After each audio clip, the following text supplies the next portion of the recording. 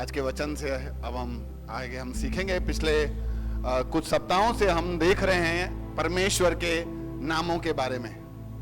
ठीक है, परमेश्वर के नाम, अलग अलग नाम से परमेश्वर ने अपने आप को वहां पे बताया है। और जैसा हमने पिछले समयों से सीखा है कि नाम परमेश्वर का ऐसे नाम नहीं है, लेकिन ये परमेश्वर के गुण हैं, एट्रीब्यूट्स हैं जो परमेश्वर अपने कार्यों के द्वारा प्रकट करता है।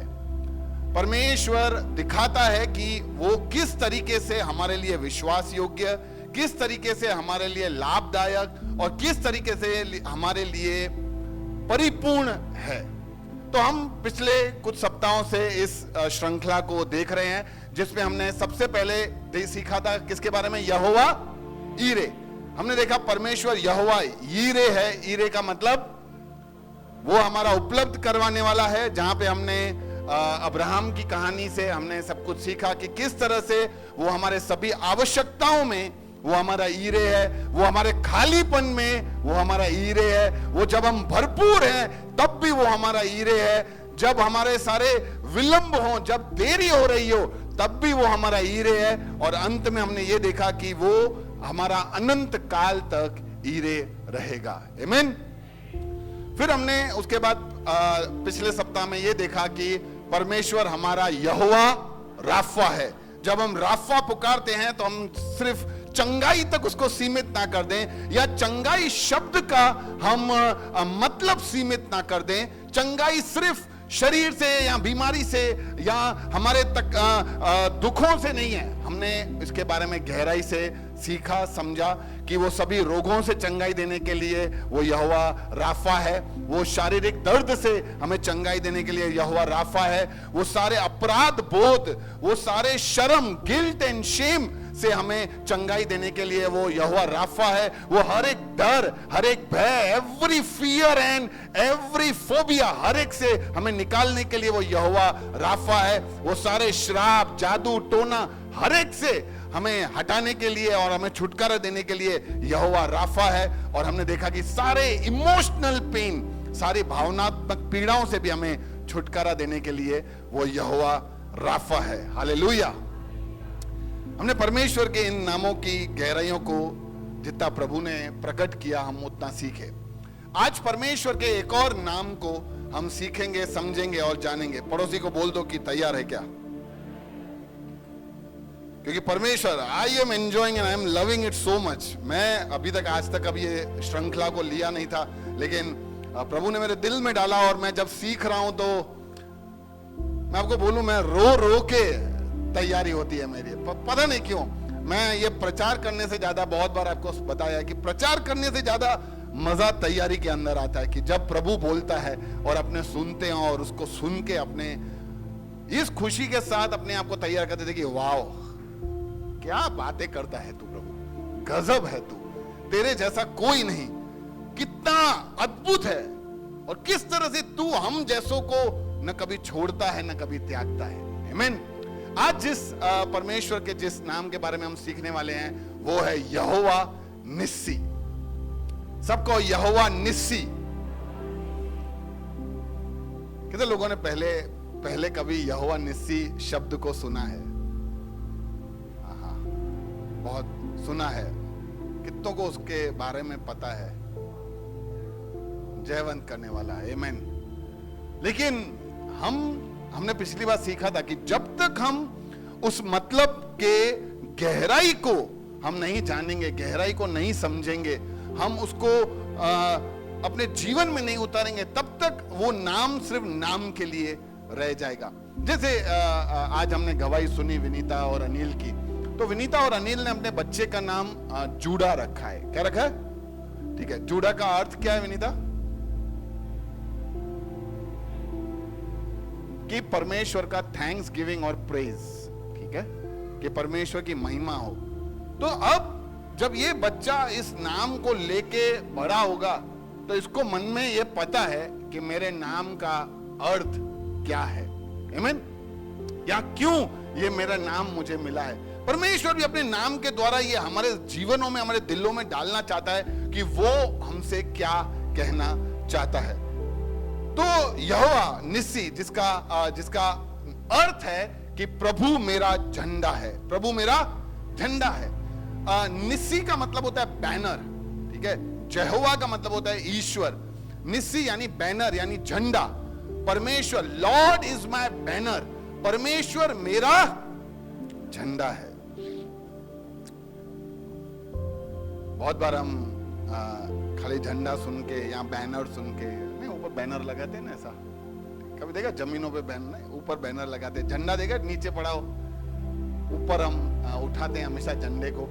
तो किस तरीके से परमेश्वर ने अपने आप को यहोवा निस्सी या प्रभु मेरा झंडा है ऐसे कह के बताया, या वहां पे लोगों ने परमेश्वर को यहोवा निस्सी करके पुकारा। पहले हम उसके बारे में, वो घटना को सीखेंगे, समझेंगे, और फिर हम इसकी गहराई में उतरेंगे। मेरे साथ निकालिए निर्गमन 17वां अध्याय 8 से 15।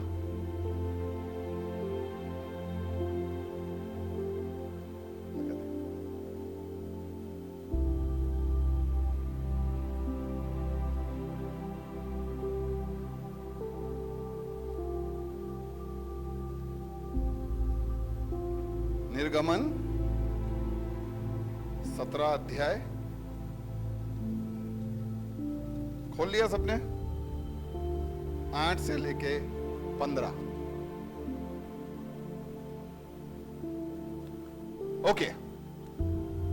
तब अमालेकी आकर रपीदिम में इजराइलियों से लड़ने लगे। ठीक है, अब ये सब कौन है हम बाद में सीखेंगे। वापस पीछे। तब अमालेकी आकर रपीदिम में इजराइलियों से लड़ने लगे। तब मूसा ने यहोशू से कहा, हमारे लिए कई एक पुरुषों को चुनकर छांट ले और बाहर जाकर अमालेकियों से लड़, और मैं कल परमेश्वर की लाठी हाथ में लिए हुए पहाड़ी की चोटी पर खड़ा रहूंगा। मूसा की इस आज्ञा के अनुसार यहोशू अमालेकियों के से लड़ने लगा, और मूसा, हारून और हूर पहाड़ी की चोटी पर चढ़ गए। और जहां तक मूसा अपना हाथ उठाए रहता था तब तक तो इजराइल प्रबल होता था, परंतु जब वह उसे नीचे करता तब तब अमालेक प्रबल होता था। और जब मूसा के हाथ भर गए यानी थक गए, तब उन्होंने एक पत्थर लेकर मूसा के नीचे रख दिया और वह उस पर बैठ गया, और हारून और हुर एक एक अलंग में यानी एक एक साइड होके उसके हाथों को संभाल रहे, और उसके हाथ सूर्यास्त तक स्थिर रहे, यानी उसके हाथों को पकड़ के ऊंचा रखा। और यहोशू के अनुचरों यानी जो जिन लोगों को उसने चुना था समेत अमालेकियों को तलवार के बल से हरा दिया। तब यहोवा ने मूसा से कहा, स्मरणार्थ इस बात का पुस्तक में लिख ले और यहोशू को सुना दे कि मैं आकाश के नीचे से अमालेक का स्मरण भी पूरी रीति से मिटा डालूंगा। तब मूसा ने एक वेदी बनाकर उसका नाम यहोवा निस्सी रखा। आमीन। यहोवा निस्सी रखा। एक जंग चल रहा है, एक लड़ाई चल रहा है। यह घटना को हम बहुत सारे लोग जानते हैं, बहुत सारे लोग नहीं भी जानते। अभी तक हम नए नियम में घूमते रहते हैं। नए नियम में भी हम बहुत बार मत्ती, मार्क, यूहन्ना, लूका से बाहर नहीं आते हैं। उन्हीं में इतना मजा आता है, लेकिन मेरे को भी उसी में मजा आता था। लेकिन पुराना नियम है ना, एक अद्भुत है। ऐसा नहीं कहता नया नियम छोटा है या पुराना नियम ज्यादा बड़ा है, लेकिन पुराने नियम का जो विश्वास है ना, अभी तो क्या हमें विश्वास करना क्यों आसान हो गया बहुत सारा, क्योंकि प्रभु को हमने देखा ना, ऐसा उन्होंने कर दिया, हमें सब पता है। लेकिन ये लोग आगे विश्वास करते हैं कि अभी कैसा प्रभु करेगा। तो इसीलिए परमेश्वर हमसे बड़ी बड़ी अपेक्षाएं रखता है और इनके जीवनों में। इसलिए प्रभु का वचन कहता है कि धन्य है तुमने तो मुझे देखकर विश्वास किया है, लेकिन धन्य है वे लोग जिन्होंने देखा नहीं है और विश्वास किया है। हम उसी तरह से प्रभु को हमने देखा नहीं है, लेकिन उसके वचनों को सुनकर हम विश्वास करते हैं।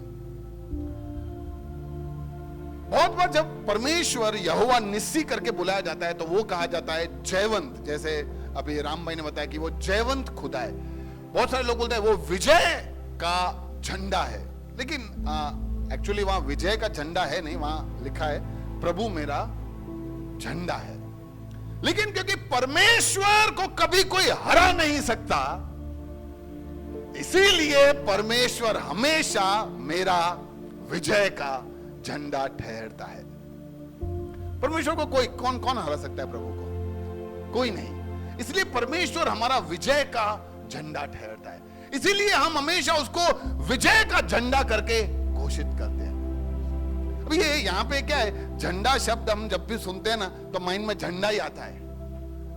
इंग्लिश और हिंदी में थोड़ा थोड़ा वो शब्दों की गहराई और मतलबों को जानना थोड़ा मुश्किल हो जाता है। लेकिन जब हम कुछ बातों को समझेंगे, सीखेंगे, तो हमें पता चलता है कि वाह, क्या प्रभु है यार। झंडा हमारा देखा, भारतीय झंडा देखा सबने? कब झंडे का आपने ऊंचा उठते हुए देखा है? 26 जनवरी, 15 अगस्त, खत्म। झंडे के बारे में हम क्या जानते हैं भैया? वो 3 कलर होते हैं, अंदर एक चक्र होता है, और बस।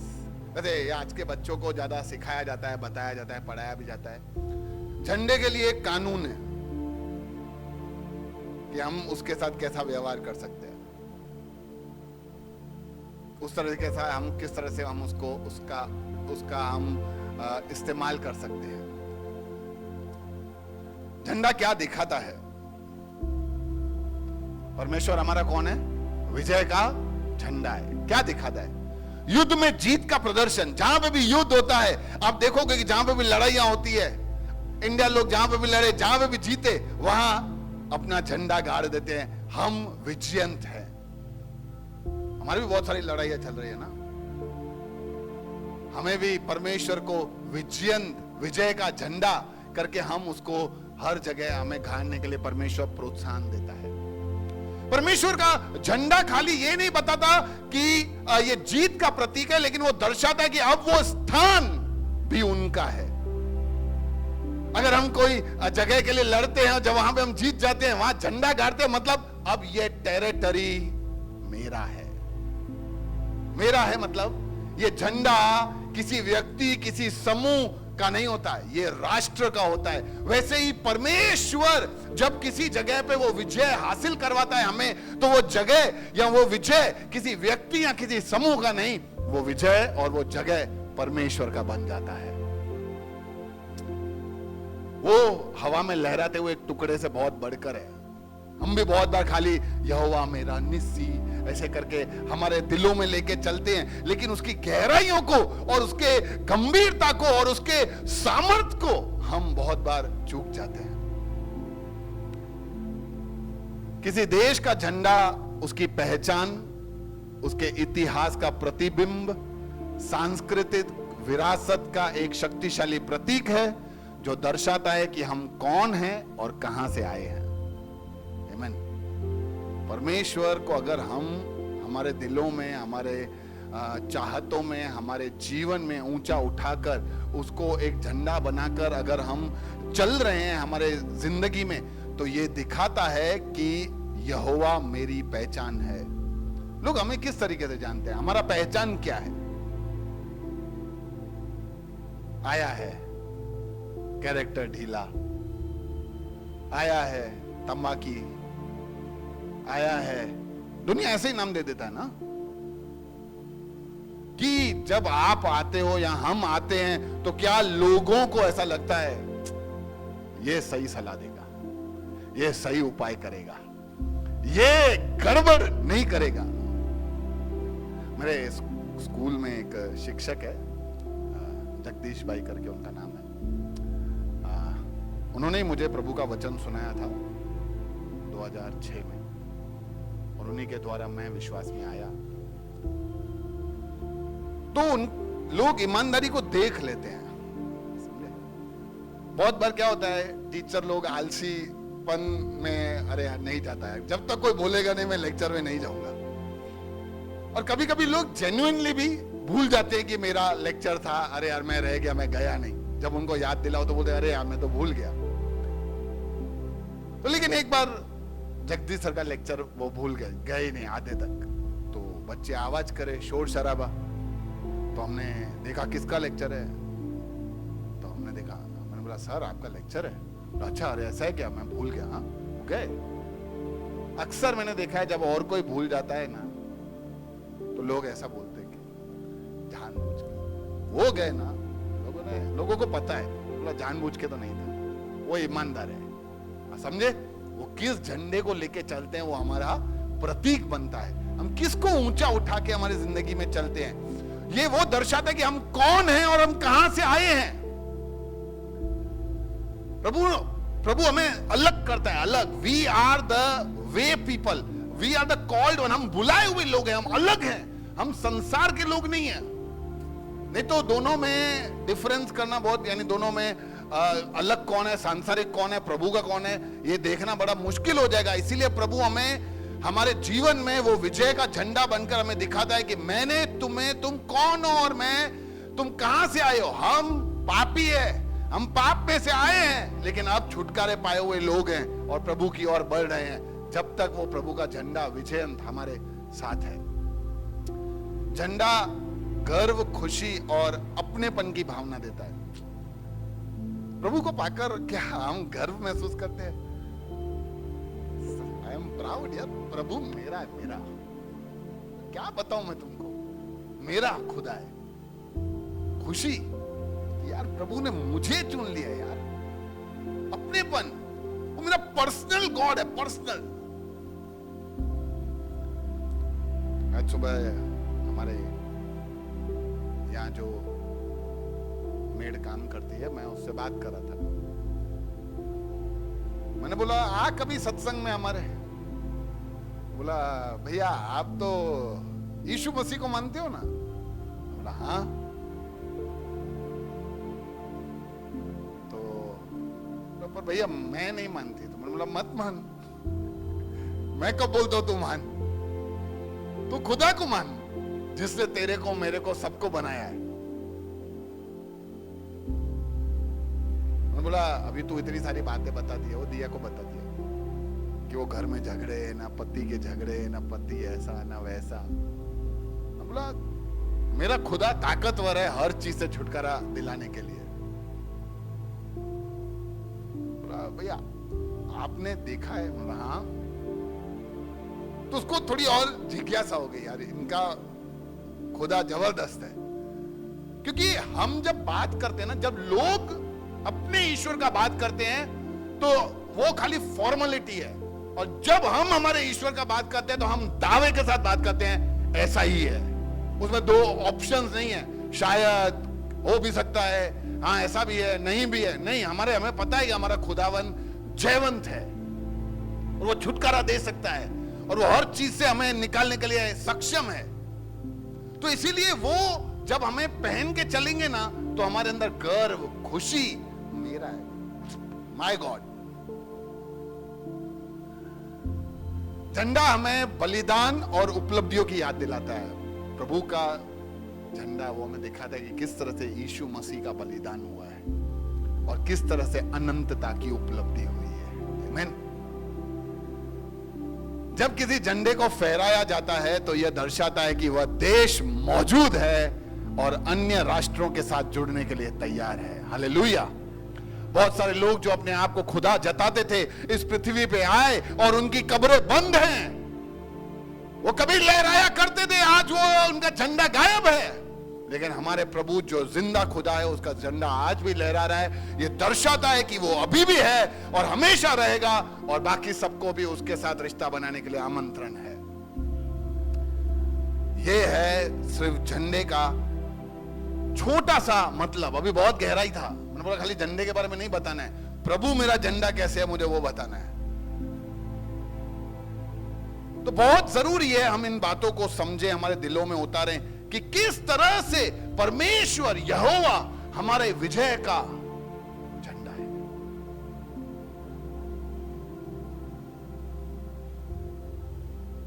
सवाल है कौन सा झंडा लेके आऊं घूम रहे। बहुत बार हमारे जिंदगियों में अलग ही झंडे दिखते हैं। आया है पैसे वाला, पैसे का झंडा लेके घूमते हैं। कोई टैलेंट का झंडा लेके घूमता है, कोई बहुत ही अच्छा प्रचार करने का झंडा लेके घूमता है, कोई घमंड का झंडा लेके घूमता है, कोई खूबसूरती का झंडा लेके घूमता है। लेकिन धन्य है वे लोग जो परमेश्वर को और परमेश्वर का झंडा लेके अपने दिलों में घूमते हैं। आमीन। क्योंकि जब तक प्रभु हमारे अंदर नहीं है, परमेश्वर हमारे हृदय में नहीं है, तब तक सब कुछ व्यर्थ है। पड़ोसी को बोलो, व्यर्थ है सब। इसलिए प्रभु आज हमें क्या सिखाना चाहता है इस घटना से, जब वो उसका नाम उठाया गया यहोवा निस्सी करके। प्रभु हमें क्या हमारे हृदयों में बात करना चाहता है, हम कुछ बातों को जल्दी से सीखेंगे कि यहोवा निस्सी, जब हम पुकारते हैं कि परमेश्वर मेरा विजय का तिरंगा है, मत बोल देना विजय का झंडा है। नहीं होता, नहीं, प्रभु का भी एक झंडा होता, नहीं हम लेके घूमते है, बस वो दिखता नहीं है। प्रभु ने तो उठा लिया वो क्रूस को, जो उसका झंडा था। आज हम, और प्रभु ने बोला भाई ये झंडा कब कब उठा के चलना है तुमको? हाँ, रविवार को सब जने क्रूस उठाएंगे। बोला नहीं है, बाइबल में लिखा नहीं रविवार को? कब बोला है? प्रतिदिन कितने बजे? हर टाइम, हर दिन, हर समय क्रूस उठा के चलो। प्रभु का सुख समाचार झंडा है। प्रभु का क्रूस उठा के चलना ही प्रभु का झंडा उठा के चलना है। आमीन। तो कुछ बातें जल्दी से हम सीखेंगे इस घटना से। आइए फिर से हम पहुंचते हैं निर्गमन 17वें अध्याय में। कोई एक जना पढ़ लेना, सिर्फ कोई 8वां वचन पढ़ लेगा।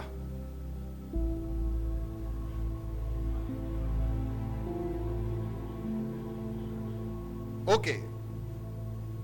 जब अमालेकी आकर रपीदिम में इजरायलियों से लड़ने लगे। क्या करने लगे? हमारे बहुत सारे युद्ध चलते हैं। ये इजरायलियों के तो बहुत सारे युद्ध चले थे, जब से निकले हैं तब से युद्ध में ही चल रहे हैं। वैसे ही हम भी बहुत सारे बैटल से निकलते हैं ना। कितने लोग युद्ध में नहीं है? ओहो, मैं अकेला ही खाली युद्ध में हूं क्या? नहीं लड़ रहे हम। कितने सारे युद्ध, कितने सारे फाइट से हम रोज निकल रहे हैं। अनेकों युद्ध हम रोज लड़ रहे हैं। रोज दुकान पे बैठे हैं तो कॉम्पिटिटर के साथ युद्ध चल रहा है। संसार के होते, बाजू वाला कुछ करता तो हम भी कुछ कर देते, लेकिन संसार के नहीं है, प्रभु में है। बाजू वाला हमारे लिए कर रहा है, हम चुप करके बैठे हैं। हाँ, तू कर। शैतान से हमारा युद्ध चल रहा है, घर में युद्ध चल रहा है, परिवारजनों में युद्ध चल रहा है। आज बहुत सारे लोग तो इस संघर्ष में, भैया क्या करूं, दुख है, अपने ही लोग लड़ रहे हैं हमारे साथ। और सबसे बड़ा कठिन युद्ध वही होता है जब अपने लोग खड़े हो जाते हैं।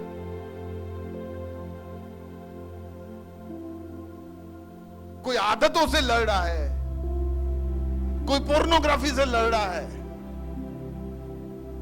कोई लत जिसको लग गई है उससे लड़ रहा है, कोई वासना से लड़ रहा है, कोई झूठ, बार बार भैया मैं झूठ बोल लेता हूं, मेरे को नहीं बोलना है, बोल लेता हूं, मैं क्या करूं, रोज लड़ाई कर रहा हूं। लेकिन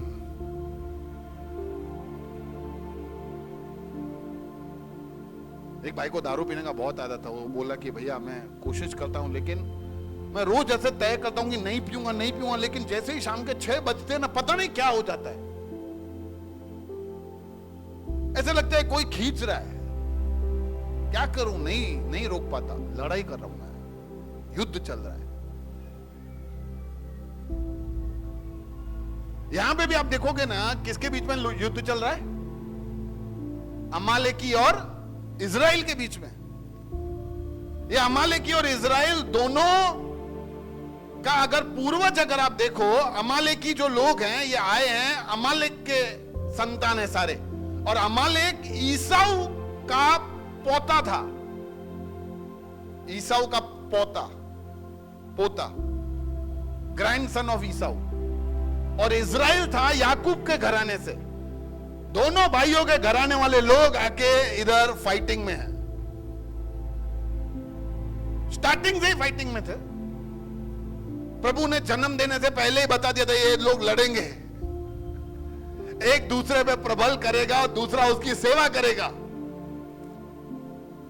इसलिए हम लोग भी ये समझ लें कि हम भी निरंतर एक युद्ध के अंदर हैं, जहां पे अगर हमें जीतना है और हमारे जीवन में यहोवा निस्सी को रखना है, तो हमें इस युद्ध के षड्यंत्र को और युद्ध के सेना को और हमारे साइड में कौन है और वो कितना सामर्थ्य है, इन बातों को समझना जरूरी है।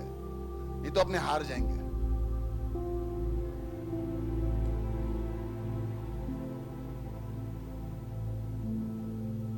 इसलिए ये जानना समझना बहुत जरूरी है कि हर लड़ाई में ये लड़ाई मेरा नहीं होता है, यहोवा मेरा युद्ध लड़ेगा। यहोवा निस्सी जब हम पुकारते हैं तो हम एक बात अपने दिलों में बिठा लें कि ये लड़ाई भले मैं देख रहा हूं कि मेरे साथ हो रहा है, लेकिन वास्तविकता में ये लड़ाई लड़ेगा यहोवा। हालेलुया।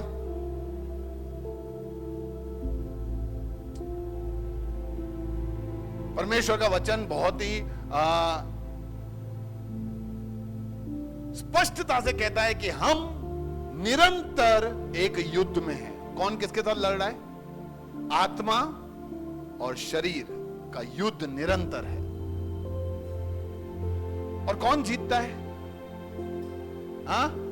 शरीर, जिसको हम खिलाएंगे। ओके, लेकिन अधिकांश बार हम क्या देखते हैं? जीतता कौन है? शरीर। प्रार्थना करने के लिए सोचते हैं, लेकिन शरीर बोलेगा सो जाओ, तो हम सो जाते हैं। थकान हो जाती है, बहाने हैं हमारे पास, बहाने वैसे है, सबके साथ होता है। वैसे भी प्रार्थना वैसे ही संघर्ष है, होता नहीं है। क्योंकि वो लड़ाई क्या है, हम बहुत बार हमारे बलबूते पे, हमारे समझ से हम लड़ते हैं। बहुत बार हम बहुत सारे ऐसे आदतों में, गलत चीजों में पड़े हुए होते हैं, जहां पे हमें पता है कि गलती है, जहां पे हम रोते भी हैं प्रभु के आगे, लेकिन फिर भी हम निकल नहीं पाते। और निरंतर शरीर और आत्मा का खींचातानी चलता है, और ये लड़ाई में हम इधर उधर पिंग पोंग की तरह इधर उधर होते रहते हैं। मैं आपको बताना चाहता हूं कि ये जब लड़ाइयां हम लड़ते हैं ना, तब ये सारे के सारे संघर्ष लड़ते हैं। आपका तो पता नहीं, बहुत सारे संघर्ष, बहुत सारे लोग लड़ रहे हैं जिनको मैं जानता हूं। हम भी बहुत सारे संघर्ष में से गुजरते हैं। ये बेचारे भाई लोग दुकान पे जाते हैं तो अलग संघर्ष होता होगा। अब हमारे ये पीछे होजरी वाले भाई लोग, कपड़े वाले भाई लोग, वहां तो खाली चलती गालियां हैं, और आप उनको ऐसा भी नहीं बोल सकते यार तमीज से तो बात कर, भाई कल से नहीं आना, नहीं देने का तेरे को माल।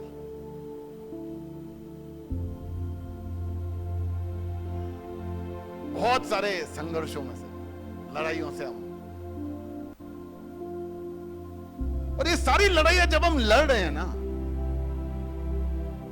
तो काफी सारी लड़ाइयों में हम जीत जाते हैं।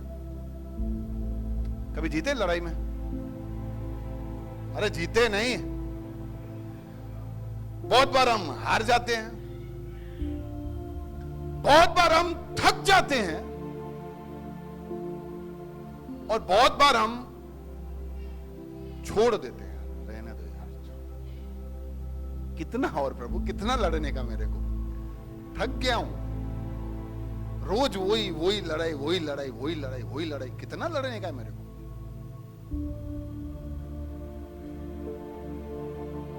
लेकिन परमेश्वर हमें याद दिलाना चाह रहा है कि हर लड़ाई हमारी नहीं है। जब हम प्रभु के हैं तो हर लड़ाई हमारी नहीं है, हर लड़ाई प्रभु हमारी ओर से लड़ता है। हालेलुया।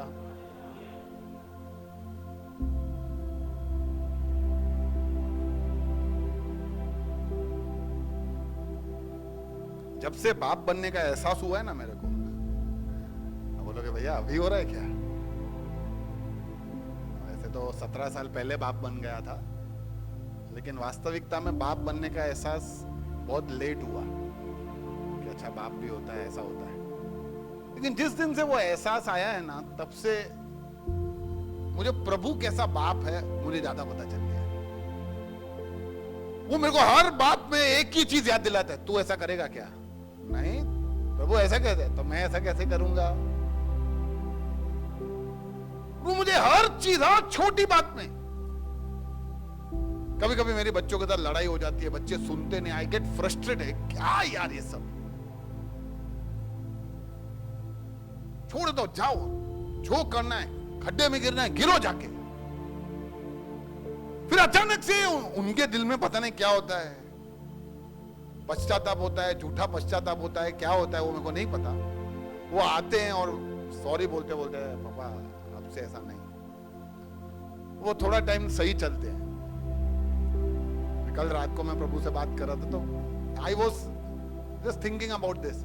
जब वो सही चलते हैं ना, तो मैं मेरा जिंदगी लुटा देता हूं उनके ऊपर। देखो बेटा क्या चाहिए, ये दिया, ऐसा चल दिया, ऐसा चल दिया। क्योंकि अब तुम क्या कर रहे हो? अब तुम सही नहीं, अब तुम वो कर रहे हो जो मैं चाहता हूं। इमीडिएटली आई रियलाइज कि हम कितनी बार परमेश्वर के साथ गड़बड़ करते हैं, उसको धोखा देते हैं, उसके साथ छल करते हैं, उसके साथ नफरत करते हैं, उसके साथ धोखाधड़ी करते हैं। और फिर जब हमें एहसास होता है, हम प्रभु के पास जाते हैं, प्रभु सॉरी यार।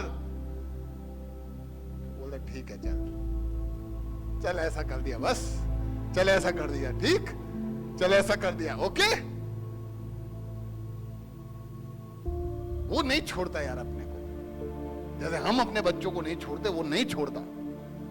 बोलते मेरे को पता है तू नहीं लड़ पाएगा, इसीलिए तो मैं तेरे साथ खड़ा हूं। काहे को तू इतना संघर्ष करता रहता है? बहुत सारी लड़ाइयां हम थक जाते हैं, गिव अप, अरे यार नहीं होगा मेरे से, मार डालो, खत्म करो, मेरे को हरा दो, मेरे से नहीं होगा ये लड़ाई में, आई कैन नॉट विन। आपको पता है कि हम ये जो सारे युद्ध जो हम लड़ते हैं, उनमें हम हार क्यों जाते हैं? जब हमें पता है कि परमेश्वर मेरा विजय का झंडा है। कौन सा झंडा है?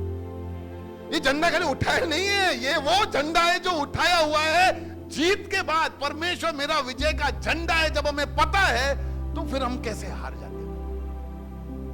क्यों हार जाते हैं?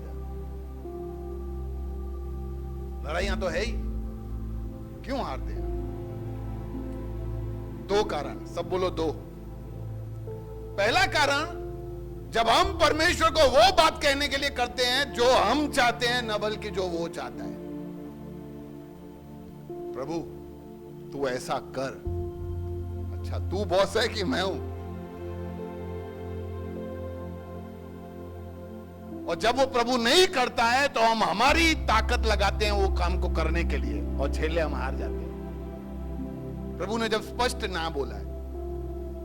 और दूसरी बात, जब हम हमारी बुद्धि, हमारी शक्ति, हमारा सामर्थ्य, हमारा ज्ञान, हमारा अनुभव, इन सब चीजों को लेकर युद्ध में उतरते हैं।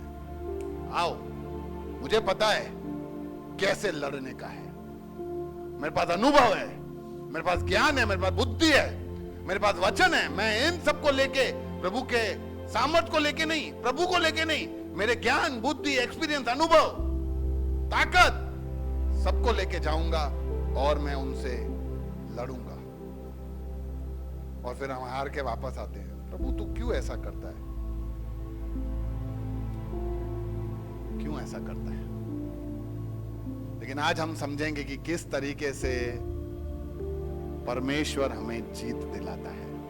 हर एक लड़ाई में, हर एक संघर्ष में, हर एक जो युद्ध हम लड़ रहे हैं। देखो किसी ने ऐसा कहा कि मसीह लोग यहां तो अभी अभी युद्ध लड़के निकले हैं, यहां तो युद्ध में हैं, यहां युद्ध से बाहर निकल के दूसरे युद्ध में जा रहे हैं। यानी निरंतर उनका जीवन एक युद्ध है और रहेगा ये युद्ध। दुनिया के लिए बहुत सारी बातें होंगी, ये युद्ध को कैसे जीता जाए। हमारे लिए एक ही रास्ता है और एक ही राह है, वो है यहोवा निस्सी, मेरा विजय का झंडा।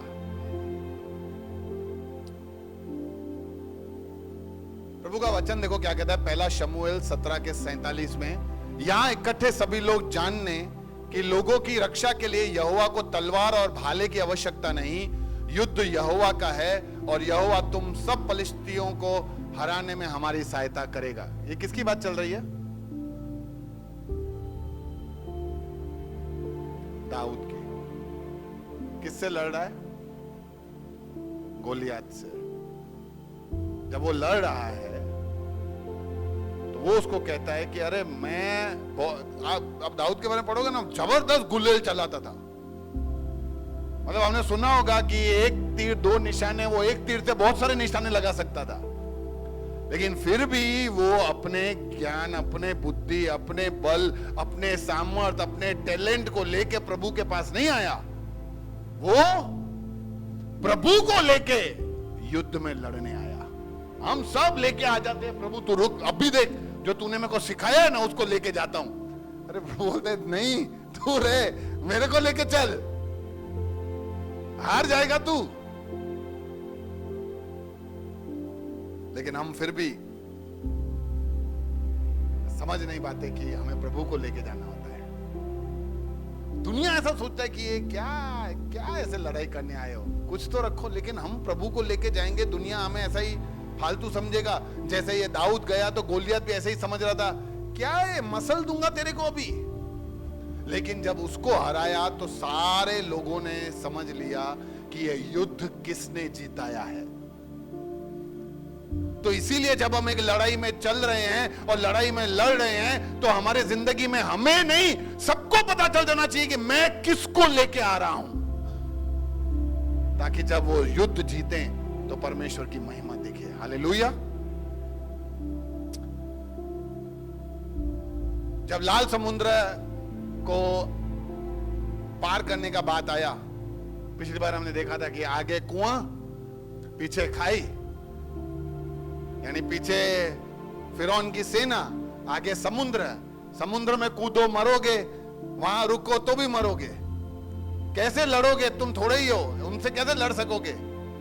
वहां पे प्रभु मूसा के द्वारा बुलवाता है कि तुम लोगों को शांत रहने के अतिरिक्त कुछ नहीं करना है, यहोवा तुम लोगों के लिए लड़ता रहेगा, कुछ मत करो ना यार, मैं लड़ लूंगा तुम्हारे लिए।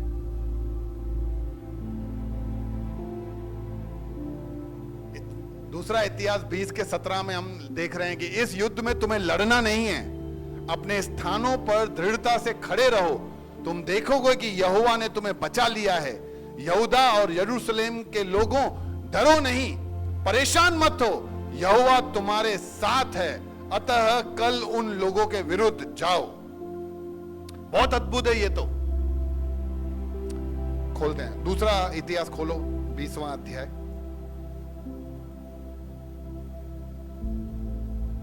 दूसरा इतिहास 20वां अध्याय, पहला वचन। इसके बाद मोआबियों, अमोनियों, मुनियों और सब मुनियों जो भी हैं, सब लोग युद्ध करने के लिए यहोशापात पर चढ़ाई की। सब लोग यहोशापात पर चढ़ाई करने के लिए आगे बढ़ रहे थे। तब लोगों ने आकर यहोशापात को बता दिया कि ताल के पार से एदोम देश की ओर से एक बड़ी भीड़ तुझ पर चढ़ाई कर रही है, और देख वह हसासोंतमार तक, जो एनगदी भी कहलाता है, पहुंच गई है, यानी बहुत निकट आ गए हैं हमारे। तब यहोशापात डर गया और यहोवा की खोज में लग गया और पूरे यहूदा में उपवास का प्रचार कराया। तो उसको देखो, लड़ाई आ रही है, तो लड़ाई हो तो हम क्या करते? लड़ाई अगर ऐसे युद्ध हो रहा हो और सारी सेना हमारे पे चढ़ाई करते, बुलाओ सब लोगों को, स्ट्रेटेजी बनाओ, क्या करे, कैसे करे, किस तरीके से करें? अच्छा, इसका मतलब ये नहीं कि ये सब नहीं करने का। वो लोग बमबारी कर रहे हैं, प्रभु तू सब बमों को रोक दे। अरे ऐसा नहीं भाई, स्ट्रेटेजी बनानी होती है, लेकिन ये सब करने से पहले वो किसको लेके आए? वो प्रभु को लेके आए। चौथा, सो यहूदी यहोवा से सहायता मांगने के लिए इकट्ठे हुए, वरन वे यहूदा के सब नगरों से यहोवा से भेंट करने को आए। सब लोग उपवास के साथ प्रार्थना करने के लिए सब लोग इकट्ठे हुए। 13 वचन। और फिर सब लोग वहां बैठ के प्रार्थना कर रहे हैं और सोच रहे कि प्रभु से दुआ मांग रहे हैं। और सब यहूदी अपने बाल बच्चों, स्त्रियों, पुत्रों समेत यहोवा के सम्मुख खड़े रहे। तब असाफ के वंश में से यहजीएल नाम एक लेवी, जो जकरिया का पुत्र और बनाया का पोता और मतन्या के पुत्र ईएल का परपोता था, उसमें मंडली के बीच यहोवा का आत्मा समाया। वहां पे प्रभु का उपस्थिति आया और वह कहने लगा, प्रभु क्या कह रहा है उनको देखो, हे सब यहूदियों, हे यरूशलेम के रहने वालों, हे राजा यहोशापात, तुम सब ध्यान दो। यहोवा तुमसे यूं कहता है, तुम इस बड़ी भीड़ से मत डरो और तुम्हारा मन कच्चा न हो। तुम्हारा युद्ध तुम्हारा नहीं, मेरा है। आगे, कल उनका सामना करने को जाना। देखो वे सीस की चढ़ाई पर चढ़े आते हैं और यरूएल नाम जंगल के सामने नाले के सिरे पर तुम्हें मिलेंगे। और फिर हम ये 17वां वचन पढ़ते हैं, इस लड़ाई में तुम्हें लड़ना न होगा। हे यहूदा, हे यरूशलेम, ठहरे रहना और खड़े रहकर यहोवा की ओर से अपना बचाव देखना। मत डरो और तुम्हारा मन कच्चा न हो। कल उनका सामना करने को चलना, यहोवा तुम्हारे साथ रहेगा। हालेलुया। यह है जब लड़ाई में परमेश्वर के झंडे को लेकर हम आगे बढ़ते हैं। परमेश्वर मेरा विजय का झंडा है। जब हम उसको लेकर लड़ाइयों में आगे बढ़ेंगे ना, तो परमेश्वर हमें जीत दिलाने से या लड़ाई करवाने से पहले हमें जीत दिलाता है। हालेलुया। ये लेकर कि मैं इसके ऊपर विजयंत हो सकता हूं, क्योंकि मुझ में सामर्थ नहीं है, मेरे खुदा में सामर्थ है। जब हम इस बात की गंभीरता को लेकर हम आगे बढ़ेंगे, तो प्रभु हमें विजय दिलाएगा। आमीन। इसीलिए हर संघर्ष में, अगर आप कोई लड़ाई से गुजर रहे हो, आप कोई बातों से लड़ रहे हो, आप समय से लड़ रहे हो, लंबे समय से, हम थक गए हैं, अगर हम टूट रहे हैं, हम रोज रो रहे हैं। कुछ लोगों में जानता हूं रोज रोते हैं, प्रभु कब कब, कितना और लड़ने का, कितना और। प्रभु कहता है, यार क्यों लेके घूम रहे हैं? अपना बोझ मुझ पर डालो, मैं लड़ लूंगा। आमीन। समय आज ज्यादा है नहीं, हम इस बात को आगे वाले सप्ताह में, अगले सप्ताह हम इसको कंटिन्यू करेंगे। लेकिन हम ये बात जरूर सीख लें, जान लें, समझ लें कि परमेश्वर हमारा विजय का झंडा है। प्रभु हमें, हमारे जीवन में सबसे बड़ा जो संघर्ष है ना, या सबसे बड़ा जो लड़ाई है हमारा, वो किससे है? पाप से है। पाप ने हमें इस तरीके से बिगाड़ डाला है इस संसार को, कि हम सब ईश्वर के खिलाफ हो गए। पाप ने बहुत सारी जगह ऐसी बना ली है जहां पे हम निरंतर परमेश्वर के विरुद्ध काम कर रहे हैं। और हम सब लोग जा नहीं रहे थे, हम सब लोग अनंत मृत्यु की ओर भाग रहे थे। और धन्य है कि एक सही समय पे परमेश्वर ने अपने बेटे यीशु को हमारे पास भेजा, और उसको जिस तरह से क्रूस पे उठाया गया था, प्रभु ने दिखाया कि ये मेरा विजय का झंडा है, जो अब से तुम्हारे लिए विजय का झंडा रहेगा। हालेलुया। वो यहोवा जो क्रूस पे चढ़कर उसने सारे इस संसार के सारे युद्ध को, शैतान के हर एक छल को, हर एक चाल को, उसके हर एक वार को प्रभु ने वहां खत्म किया और वहां जीत हासिल की। और उसने दिखाया कि देखो मैं जीत चुका हूं, और क्योंकि मैं जीता हुआ हूं अब तुम भी जीतोगे। हालेलुया। जीत सकते नहीं हो, तुम भी जीतोगे। पड़ोसी की बोलो तुम भी जीतोगे। लेकिन हम बहुत बार बोलते हैं प्रभु पे भरोसा रख, तू भी जीत जाएगा। अरे कर क्या लेगा, तू कर सकता है। You have done it, just you believe it. भैया हो जाएगा, अरे हो गया है, बिलीव, विश्वास कर। बहुत सारे लोगों के प्रभु वो नहीं है, वो जो चला गया वापस आया है, वो जीवित है। हो गया, ये हमें विश्वास करना है। और प्रभु हमारे जिंदगी में हमेशा हर संघर्ष में हमारा विजय का झंडा बना रहेगा। आइए अपनी आंखों को बंद करें।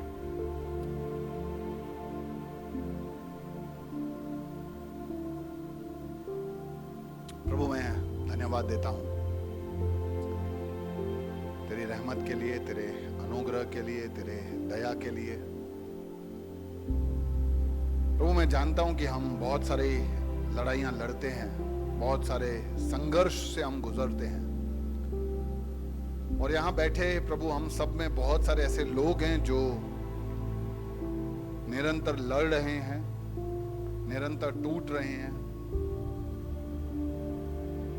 निरंतर गिव अप कर देते हैं। लेकिन परमेश्वर आज हमने जाना, हमने सीखा कि ये लड़ाई हमारा नहीं है। तू हमें तैयार करवा के भेजता जरूर है, लेकिन लड़ता तू है प्रभु। मैं तो प्रभु वहीं खड़ा रहता हूं। मेरे को तो समझ में भी नहीं आता है कि मेरे को भेजा क्यों, लेकिन मैं जान गया प्रभु कि ये सब तेरी महिमा के लिए होता है। प्रभु मैं पिता, पुत्र और पवित्र आत्मा के नाम से यहां उपस्थित हर भाई, हर बहन, हर बच्चे के लिए मैं दुआ करता हूं प्रभु कि इनके जीवन में जो भी संघर्ष, जो लड़ाइयां चल रही है, उन लड़ाइयों के बीच में तू उन्हें वो हौसला, वो विश्वास और वो याद इनको तू दे दे कि तू यहोवा निस्सी है। तू लड़ाई में भेजने के बाद जीत नहीं देता, तू जीत देकर लड़ाई में भेजता है। हालेलुया।